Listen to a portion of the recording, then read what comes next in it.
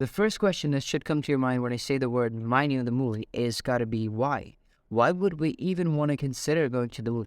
The answer is helium-3 and trillions worth of mineral. If it's really on the trillions, then why haven't we mined the moon yet? Why haven't the astronauts slash cosmonauts gone back to the moon since 1972? To answer that question, the first thing that I want to talk about is that isn't it illegal to mine on the moon? So there is a thing called the Outer Space Treaty. It covers things like no weapons of mass destruction on space, no military bases outside of Earth, and no owning of celestial bodies, which means nobody can actually own the moon, but it doesn't say anything about mining on the moon. So technically, it is legal to mine on the moon as of right now. To talk about helium-3, helium-3 is immensely popular in the sci-fi world with claims like clean energy reactors with zero radiation and zero dangerous byproduct. But in the real world, helium-3 is used for medicine and radiation detectors. Helium-3 is really rare on Earth. It occurs naturally and can be found in deposits of natural gas.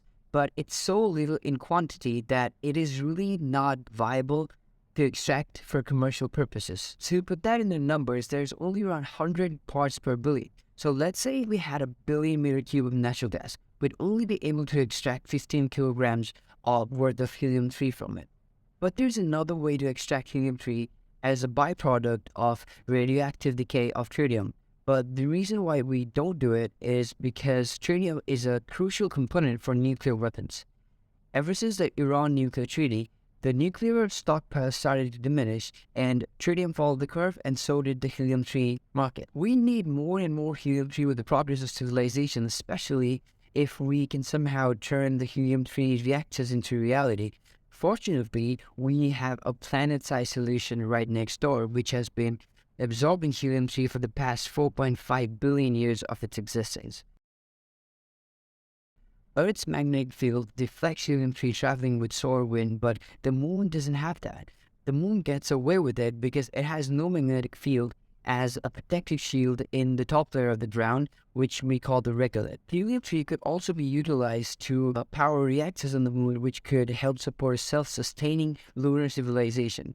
A lot of people dispute that whether mining helium-3 would even be viable, but China begs to differ, with bold statements like mining helium-3 should be the primary goal of the Chinese lunar exploration program.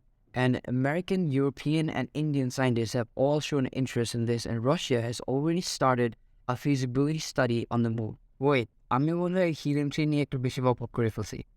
Anyways, the lunar regolith is packed with minerals. Here's an exaggerated version of what I am trying to say. Each color indicates different deposits of minerals. Some of the minerals that are found in large quantities are iron, tritium, aluminum, silicon, calcium, and magnesium. What's up guys, PC here, and I really hope you are liking this video so far. Let me know in the comments.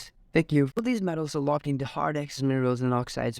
Good thing is that separating these metals often produce useful byproducts such as oxygen for breathable air, hydrogen for fuel, and when you combine them both, we get H2O, aka water. Even unprocessed regolith could be useful to build lunar architectures, which could probably help support the self-sustaining lunar civilization that I talked about. Now let's talk about the second biggest motivator in this game. That's going to be rare earth elements. China has around 30% of the planet's rare earth supply and holds a whopping 95% market share of rare earth minerals. Oh, and by the way, one of the biggest mines of one of these rare earth minerals was actually found in Myanmar, which kind of led to the genocide. I shouldn't say the word genocide, but the atrocities done to the Myanmar people, the Rohingyas, which has consequently led to us, the Bangladeshis, having to bear about 1 million refugees from that country. But I'm not going to talk about this in this video because this video is not a political video. With electric cars getting more and more relevant, the demand of these rare earth materials shall skyrocket, which consequently could shift the geopolitical demographics of the world. But now that we know that there are good motivation for us to actually go back to the moon, are we actually going back? Good news is, yes, we are. This should be the perfect time for me to talk about Project Artemis, but since I have to keep this video short, I can't talk about it, but I'm going to make the next video about Project Artemis because that's super cool. So one of the useful things that we could do in the moon is that we could outsource all our factory and polluting stuff to the moon.